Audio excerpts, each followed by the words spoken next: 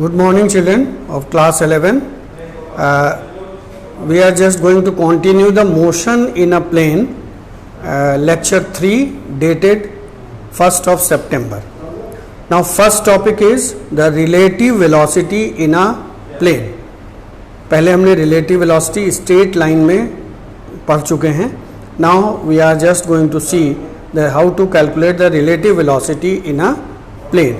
See, two velocities are given, VA and VB, which are inclined at angle theta. So relative velocity of A with respect to B, it is understood VA minus VB, or this can also be written as VA में अगर minus VB velocity add कर दें, यानी VA plus with in bracket minus VB, तो ये automatically VA minus VB आ जाएगा. तो इससे समझने में हमें आसान हो जाएगा, यानी कि हमें VA वेलोसिटी में माइनस VB वेलोसिटी ऐड करनी है. तो इसके हिसाब से B अगर इस डायरेक्शन में है तो माइनस VB उसके अपोजिट डायरेक्शन यानी B1 डायरेक्शन में हो जाएगी. A is in the same direction. तो अब इसका और इसका जो रिजल्टेंट आएगा that is VAB. This is the relative velocity of A with respect to B.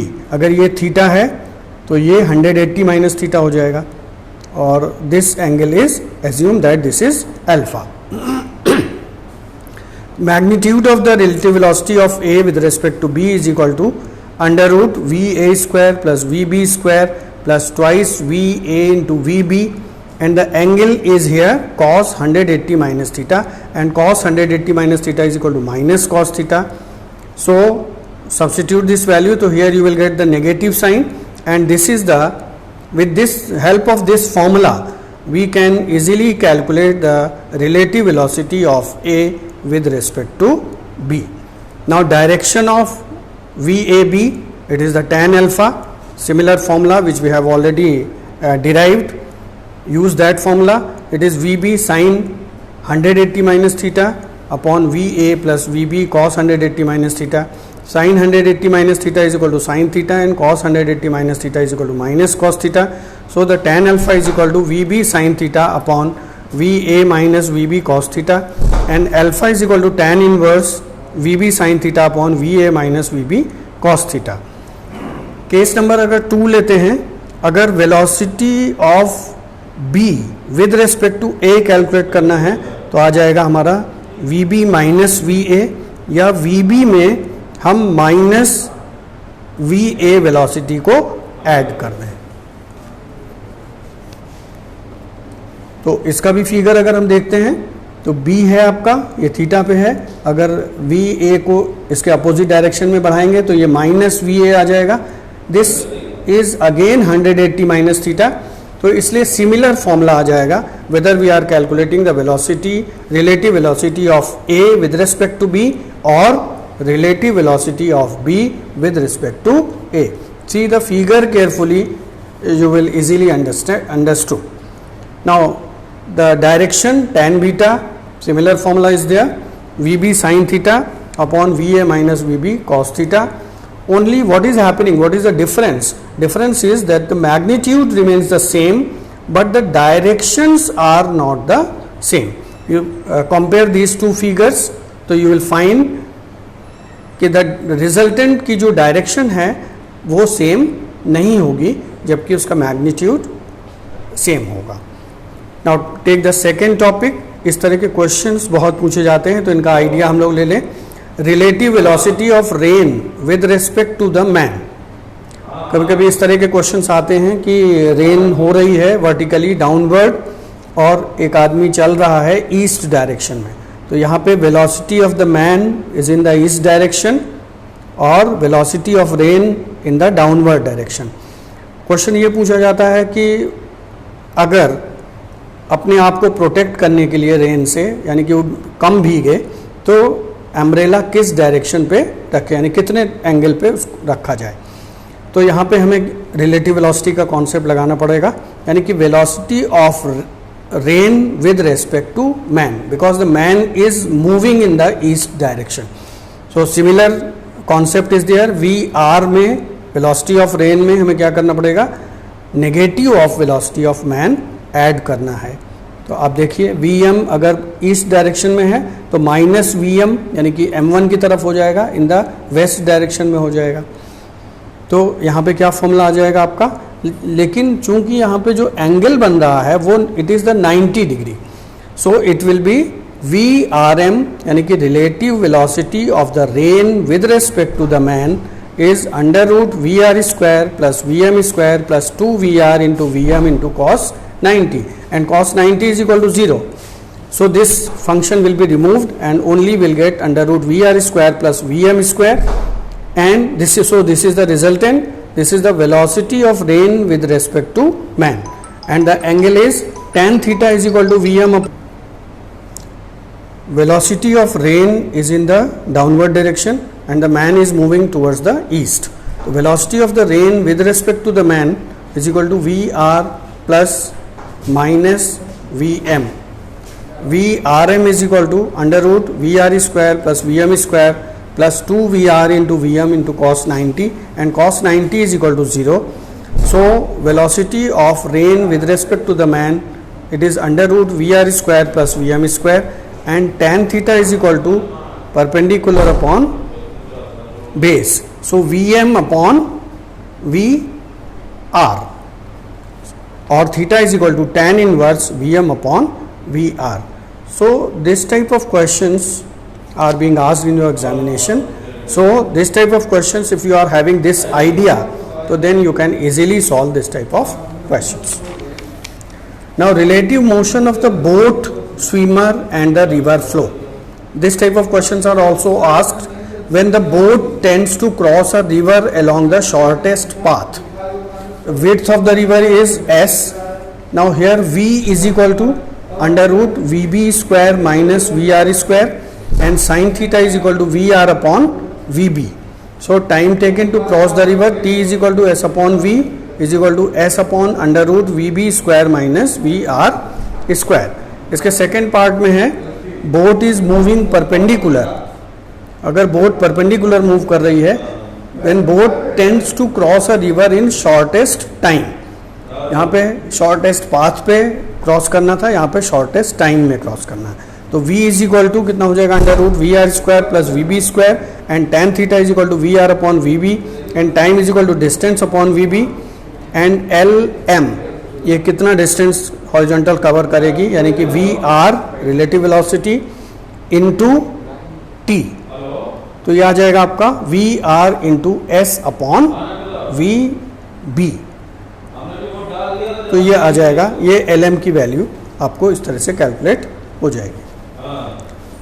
Now scalar product of the two vectors, this is also known as the dot product of the two vectors, that is the p vector p dot vector q is equal to pq cos theta, magnitude of p, magnitude of q and the cos theta.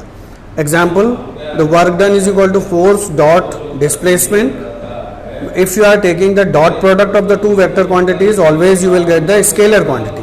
Similarly, the power, force and dot velocity, it is again the power, it is also the scalar quantity.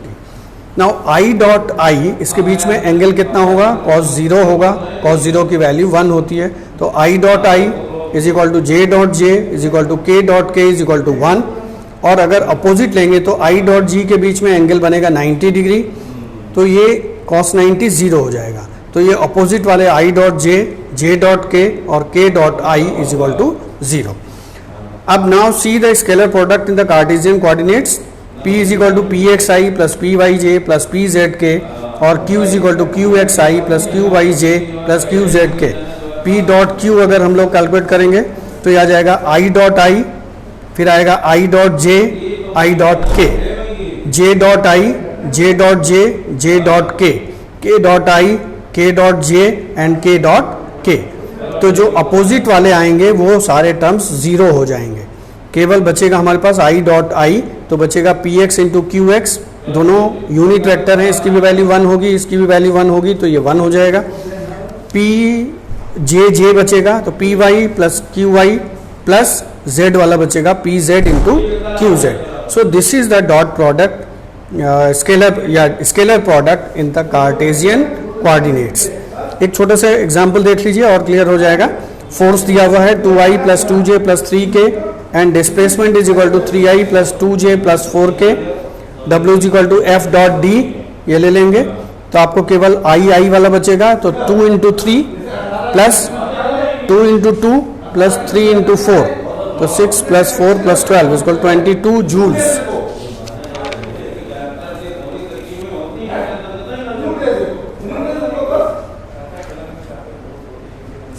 Find angle between, take another question, find angle between the P and the Q. The value of the P is given 2i plus 2j plus k and Q is equal to 2i plus j plus 2k. P dot Q is equal to PQ cos theta. Cos theta is equal to P dot Q upon PQ. यह आ जाएगा 2i plus 2j plus k dot 2i plus J plus 2k is equal to under root 2 square plus 2 square plus 1 square and magnitude of it q 2 square plus 1 square plus 2 square, तो 2 into 2 plus 2 into 1 plus 2 into 1 upon 3 into 3 it is 8 upon 9। तो cos theta is equal to 8 upon 9, theta is equal to cos inverse 8/9। Cos table अगर देखेंगे तो cos inverse 0.888, it is 27.3 degree. Now see the another one, the vector cross product, vector product or the cross product, यानी कि vector P cross vector Q, PQ sin theta into R. Here R is the unit vector. After the cross product we get the always the vector quantity. यहाँ पे ये देख लें, I cross J is all equal to K, J cross K is equal to I, K cross I is equal to J.